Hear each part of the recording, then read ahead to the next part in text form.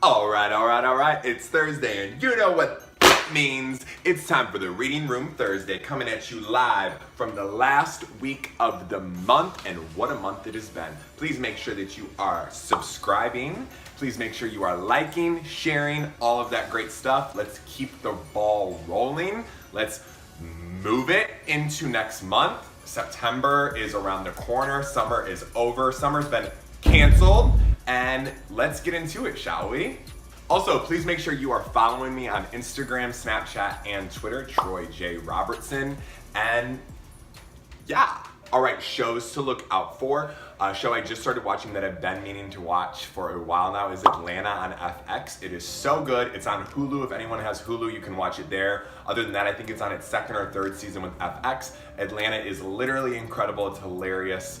So yeah, be on the lookout for that show. Update. This weekend is Labor Day weekend. For those of you that did not know, anyone that is alive and breathing with a pulse probably knows that it is Labor Day this weekend, and that means it is Southern Decadence in New Orleans, Louisiana. If anyone's gonna be at Southern Decadence this weekend, I hope to see you in some debaucherous activities. I plan on being at Oz nightclub until the wee hours of the morning, so come find me there, probably trolling around for tequila and Raising Cane's. Like, I don't even know. Like, it's such a fun weekend. Heading down Friday, coming back Monday. Already called off Tuesday, living my best life. So yeah, if you're gonna be there, find me. Slide into my DMs. Let's meet up. Let's link up. Let's make a moment. Okay, so if there's any viewers that are gonna be at Southern Decadence this weekend, let's get into it. All right, let's move into Troy's titillating topics. The first topic today are the poll results from last week. So, in a 51-49 majority, if you can't tell already, the mustache won. I wish it would have been that close of an election in 2016. Oh wait.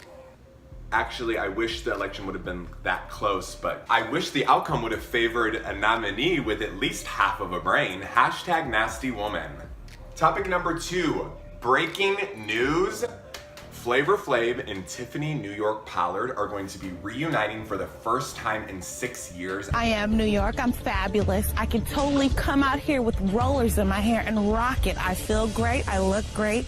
And I'm not going anywhere tonight, so why take my rollers out? Anyone who knows me knows that I'm a major New York fan, from Flavor of Love and I Love New York. New York Goes to Work, New York Goes to Hollywood, the whole shabil. The first 15 or the 15 or something like that reality TV show a couple years ago. See, y'all don't even really want me on the show. Lord, I don't want to make no mistakes, y'all. I'm trying. I want to be new. I want to be different. Right. Listen, I ain't never did no like this before. Tiffany is hilarious. Like, she is like an OG reality TV goddess. Like, I'm so excited for this. Apparently they're going to be filming something on Braxton Family Values together. I am going to be on the lookout for that. Anyone that didn't watch Flavor of Love, Tiffany was brought on season 1 and season 2 of Flavor of Love, and then she became a reality television mogul, really. Like, that's it. Like, she's been on Botched, on E! Like, she is hilarious. Like, this is wild for me. Like, I grew up watching that show, and I can't believe they haven't seen each other in forever, and this is gonna be great. Topic number 3. This is a little sad and a little heavy, but the really tragic passing of John McCain. I was really disappointed to hear that. Lots of love and lots of light his way towards his family, friends, anyone that knew him. Regardless of party, John McCain has been a really influential patriot in our nation, and he has been a loyal public servant. And I think that his passing really is like a huge loss for democracy. And he was a POW, and he was, a war veteran, all of that stuff. So lots of love, lots of light John McCain's way, and he has done a lot for contemporary politics and contemporary things that have been, happening in this nation. So it's a sad loss. Topic number 4, Andy Cohen versus Carol Radziwill. So on part 1 of the reunion is just getting started. Andy's getting into his first topic. He's reading from his cards, and all of a sudden, to the left of him, our right, Carol's phone goes off, and he gives her the death stare. He had daggers in his eyes, and he was so annoyed that her phone was still on. So that's what really started it. Then, this week's episode, part 2 of the reunion, Andy is in the middle of an altercation between Bethany and Carol, and basically Andy's like, you're both equally to blame for this issue. You both talked crap about each other the entire season. Carol fires at Andy and goes, you're so full of shit, Andy. You bashed each other on the show. You bashed each other on the show. I'm so full of that, Andy. I didn't bash her on the show. Are you kidding me? A lot of people really don't vocalize their dissension in an opinion of Andy's. It's really not that common, but she was not letting that one go. She literally told Andy to his face that he was full of shit. And everyone, this is no secret, Andy is really good friends with Bethany, so I'm not surprised that he's trying to mediate the situation. But a lot of people don't fire back at Andy. And the last person I can really think of that did it was Brandi Glanville's season 5 reunion of Real Housewives of Beverly Hills. And we know what happened there. She was 100% let go. Like, you can't yell at your boss. He's the EP of all of the franchises. He owns Bravo. He's the king of Bravo. So we all know Carol's leaving Real Housewives of New York anyway, so no major tea to spill there, but still. Topic number 5. This one involves Bobby Brown. Bobby Brown has recently shaded Pusha T and Kanye West.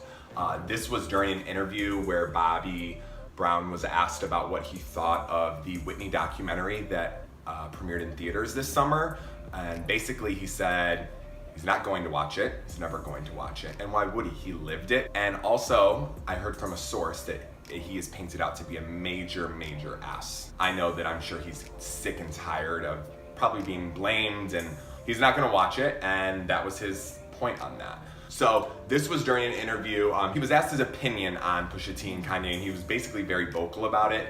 Bobby claims that we can all really expect disrespectful stuff from Kanye, so he's not going to change. And long as he stays clear from me, this is Bobby saying this to the interviewer, long as he stays clear of me, he'll be safe. He'll be okay. Is that a threat, Bobby? So this is after, you know, Pusha T releases an album. The cover artwork of the album is an image that looks exactly like the bathroom hotel of when the night that Whitney passed away a few years ago. The gag is that Kanye produced that album, so basically they were in on that together, and Bobby was not happy to hear this. And I can honestly say, this is the first time I've ever been on the side of Bobby Brown in my entire life. It's not cool, and I think it's mad disrespectful. Like, we do not speak ill of the late, great Whitney Houston, regardless of what we know now. Let's get it together. All right, let's get into the meat and potatoes of the segment, the read, the tea, and the shade of the week, shall we? This week's read comes from me.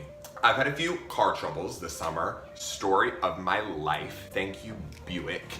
And I had to actually take my car to the dealership because it was like a computer thing in my car. My car's like an 05. I'm like, they put computer chip things in the engine then? Like, I didn't even realize it. So they were the only people that could fix it. They told me it was this much money, and I said, nope, I need like, I'm smart when it comes to this stuff. I'm like, I need a price breakdown. I need to know what your labor costs are. He was like, this is how much the part is, this is how long it's gonna take, this is how much our labor is. And he was like, our labor is $280 an hour. My jaw dropped. I think I was driving. My jaw dropped to the steering wheel and steered the car for me. Like, that's how wild this was. And I said $280 an hour. That is literally ridiculous. That is the most insane, astronomical amount of labor cost per hour I've ever heard of. And he goes, well, you can really go to, you know, any dealership in the area, and that's going to be the standard labor cost. And I said, I don't care if it's the standard labor cost. That doesn't mean it's right, and that doesn't mean it's correct. That is astronomical, and that's the wildest thing I've ever heard of. And needless to say, the work on my car came down about $500. All you have to do is throw a fit every now and then. Just a little nicely, but like, I don't care if that's the standard, that doesn't mean it's right. Lots of things have been the standard in this nation's history. That doesn't mean they were correct. We're over here price gouging people. All right, let's sip some tea, shall we? So, Mel B has entered rehab in the UK, and I'm not gonna say anything about it. I know that she has had a lot of struggles.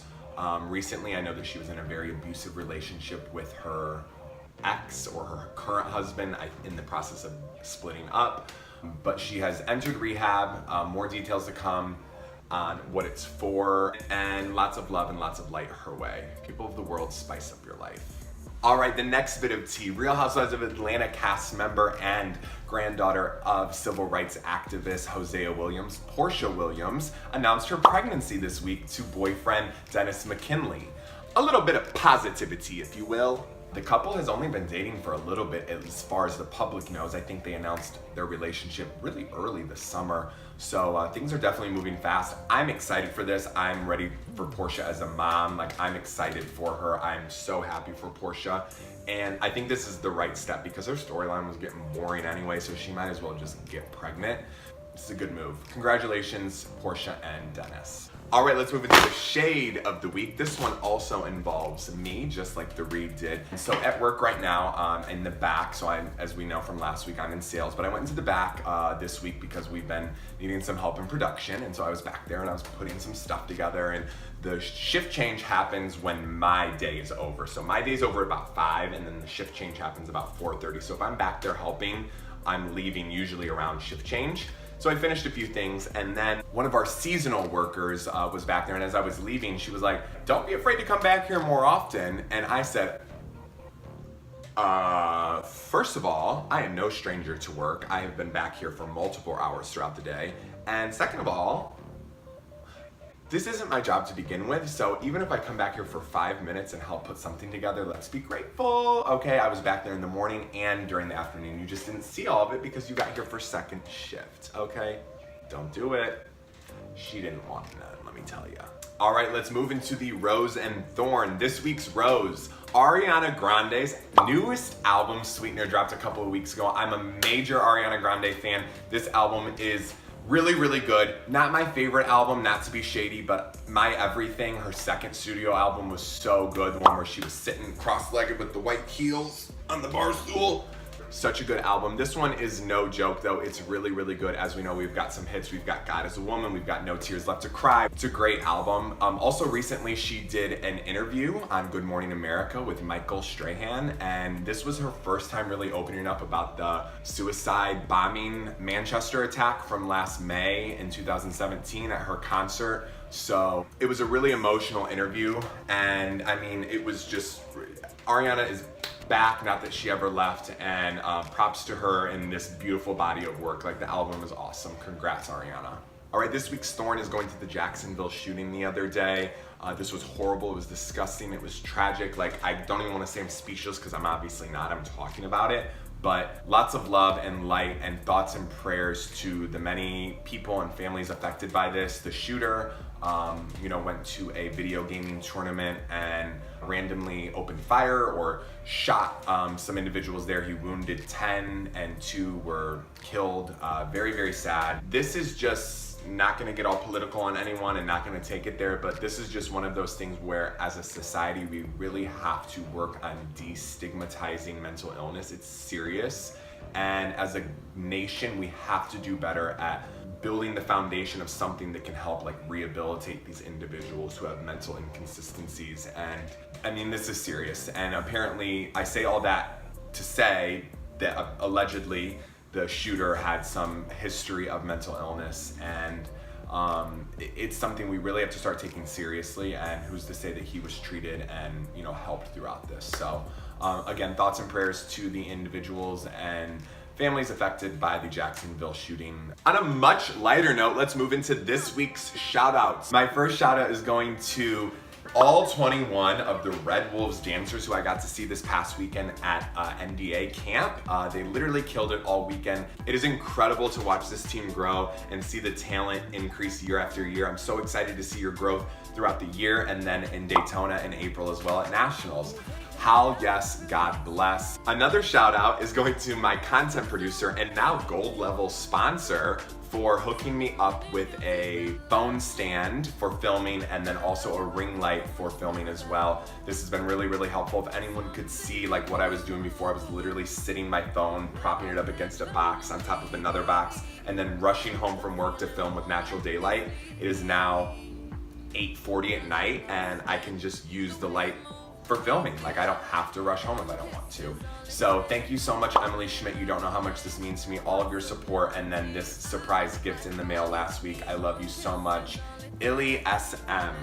That's it for this week's segment. I am, again, heading to Decadence this weekend in New Orleans. I am so excited. Please pray for a safe recovery for me and pray that I come back with everything that I take down and don't come back with anything new either. Have a great weekend. Have a great Thursday. I hope you enjoyed this week's segment. And signing off, this is Troy with the Reading Room Thursday. Ooh, that's my 21-minute warning. So the reading. What? I don't know why I just did this. I tried to make a hashtag with my hands. I'm sorry. Nope. Oh my God. Oi. Excuse me. Okay. Shit. I don't like that. Thursday, and you know what that. Too, honey. Damn it. All right, True Tea with Troy. Just so everyone out there knows, 20% tip is the industry standard. Anything less than 15% is a slap in the face, a complete slap in the face. Now I know everyone out there has an opinion on tipping and if service was adequate, but just remember, if your food is slow to get out, it might not be your server, it might be the kitchen. Don't take it out on the server. This is True Tea with Troy. If you can't afford to go out to eat and tip, then don't go out to eat at all. Burger King is down the street, baby.